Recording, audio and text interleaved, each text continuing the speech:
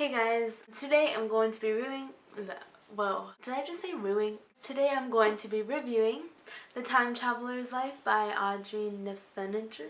I talked a little bit about this book in my wrap-up video, but I wanted to go more in depth on my thoughts because I kind of have things to say about it. I give this book a 3 out of 5 stars, so I liked it, but it was definitely not 4 stars, not 5 stars, not even a 3.5 stars, just 3 stars flat. There are definitely flaws in it. It was enjoyable, but I would like to explain why I've given it the rating that I have. This is going to be a non-spoiler review, so if you'd like to stay and listen, please do. This book I was really excited about going into it. I had like such high expectations in my mind because it just sounded so cute, like time travel and romance and things that I like, you know? So I started reading and this book definitely didn't live up to my expectations. I didn't like the characters that much. I didn't find myself attached to them. It's not that they weren't developed well, it's just I didn't really like them. Claire bugged me. Like, she was kind of that like privileged rich girl with a tragic love story, or you know, Henry pops in and out of her life and she can't introduce him to her family, and oh my god, the horror. No, I don't feel bad for you. You have a nice house and a family, and she's almost too perfect. You know, she's an artist, she's really pretty, and she's patient. Like, how can you wait for a guy that long? Like, I don't. And then Henry too, there was some personality lacking. Like, who is he? Why was she attracted to him? He was talentless.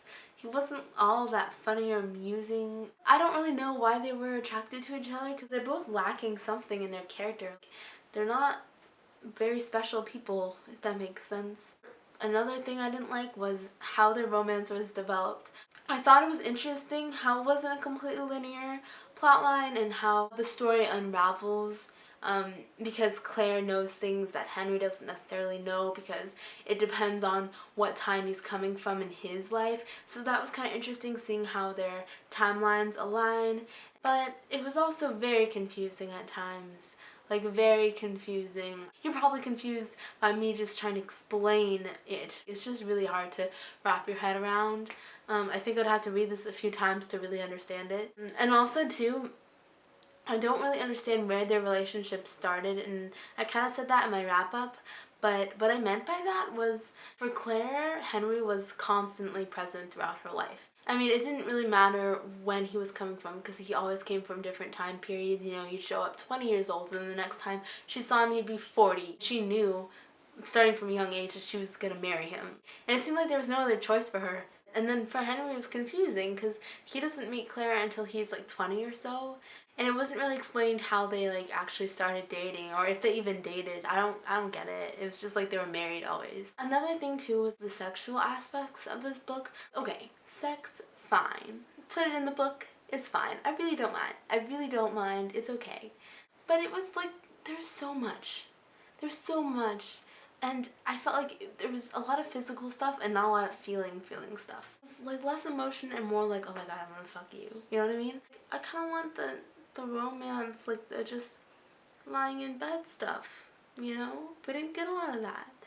Also, too, what bothered me was the age gap. Like, when she was a kid and he was like a middle-aged man, and they would like kiss when she was a teenager and stuff. And I found that to be kind of inappropriate. She's a teenager and you're like way older than her, and I get that she's your wife in whatever time zone you're coming from, but it's still weird to kiss a teenager. And even though they waited to have sex until her like 18th birthday or whatever, she's 18 and you're what, 40? Like, I'm trying to be open-minded about it, but it doesn't sound good. It didn't read good either. This is probably really confusing. It's confusing. This is the flaws. The writing was good. Okay, the writing was good, but the author had this tendency to go in a lot of description of like the mundane things in the characters' lives. She'd spend all this time describing the freaking characters playing a board game, but then when it came to things like their wedding, it was totally brushed over. They were at the altar, they were in the car going to the hotel, they were in the hotel like, I'm sorry, can you slow down for a second? What happened in the ceremony? How was the party? Did the parents cry? I don't know.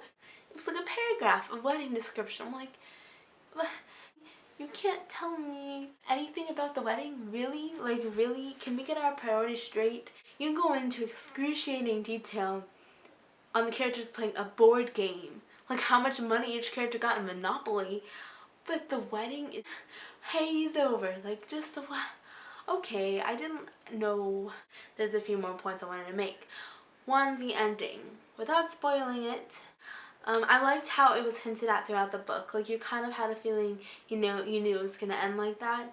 But when it did come, it was pretty touching. It was definitely emotional. It made me cry. So I did think the ending was good. That wasn't really disappointing. There was lots of foreshadowing, which was really cool. Just give it a try if you want to, but it wouldn't be something I'd like recommend you read. You know what I mean? Okay. That's enough. I'm done. My hand hurts from holding it. I will see you soon.